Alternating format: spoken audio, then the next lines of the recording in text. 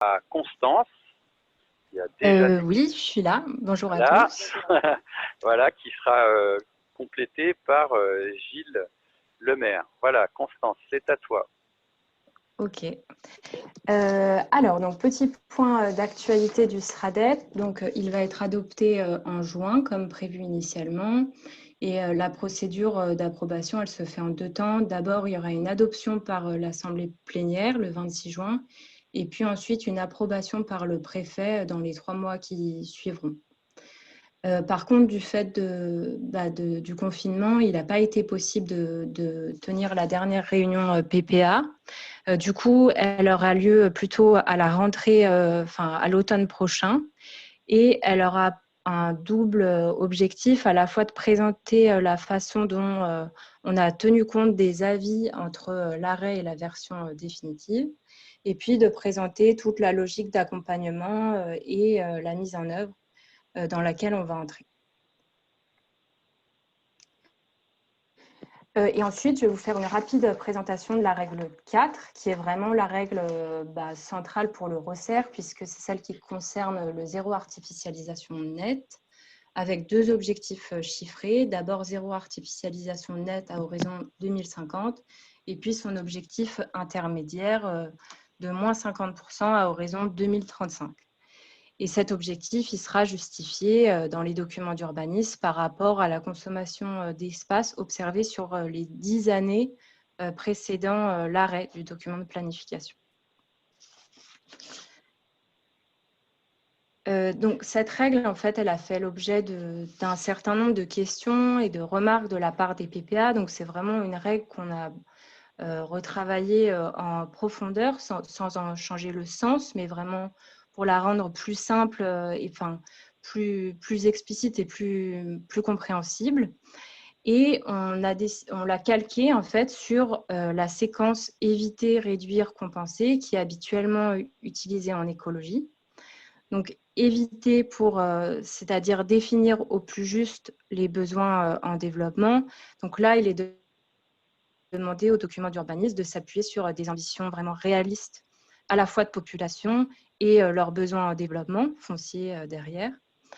Réduire, ça veut dire orienter prioritairement les besoins en développement, que ce soit habitat ou activité au sein de l'enveloppe urbaine. Donc soit par renouvellement ou par construction en dents creuses. Et enfin, compenser.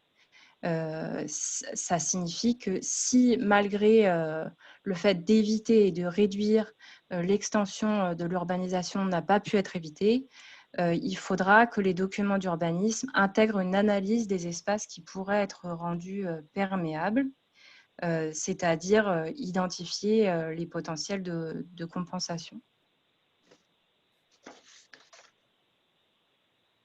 Et là, je vais laisser la parole à Gilles Lemaire.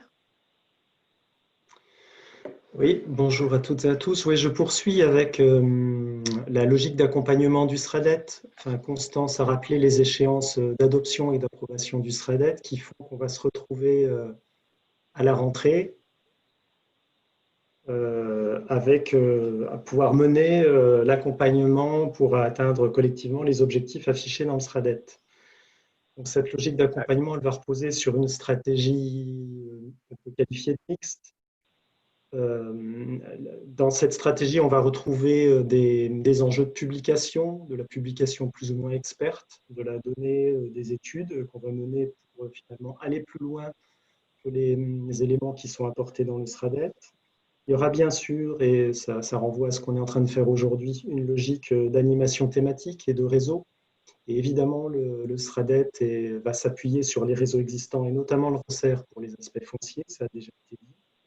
Et enfin, on va aussi s'attacher, et l'affichage va se remettre à l'endroit, on va s'attacher aussi à développer une animation en propre, une logique d'animation en propre avec un outil qui s'appelle ICI 2050, comme le SRADET. C'est un outil qui est en construction, mais qui est déjà en phase opérationnelle et qui propose, sur la base d'études qu'on a pu mener soit en régie, soit avec d'autres experts et sur la base d'acquisition de données en amont, un ensemble de données stratégiques qui peuvent être mis à la disposition à la bonne échelle des EPCI. Et donc, cet outil permet à la fois de mixer des questionnements d'état des lieux et de simulation à un horizon 2050. Il est construit sur deux piliers. Un pilier qui est plutôt socio-économique et le deuxième pilier sera, puisqu'il est en cours de construction celui-là, sera plutôt sur les aspects environnementaux ou ce qu'on peut appeler aujourd'hui le bonheur territorial. Le déploiement de cet outil peut prendre plusieurs formes et on va y réfléchir et puis on donnera un peu plus d'éléments concrets, notamment à la réunion PPA de la rentrée. Mais l'idée qu'on s'est fait, c'est de pouvoir des sessions à destination d'un petit groupe de collectivités volontaires pour cet outil. Donc, on aurait des formations par petits groupes. On pourra aussi avoir à la demande, et ce serait, me semble-t-il, aussi intéressant, des accompagnements en amont des territoires qui se lancent dans un projet de territoire quel qu'il soit. Et puis, évidemment, on s'en servira aussi pour alimenter nos productions propres, qu'il s'agisse de porter à connaissance d'enjeux sur les territoires ou d'avis sur les projets de Scott et Olivier. Voilà pour ce qui nous attend à la rentrée.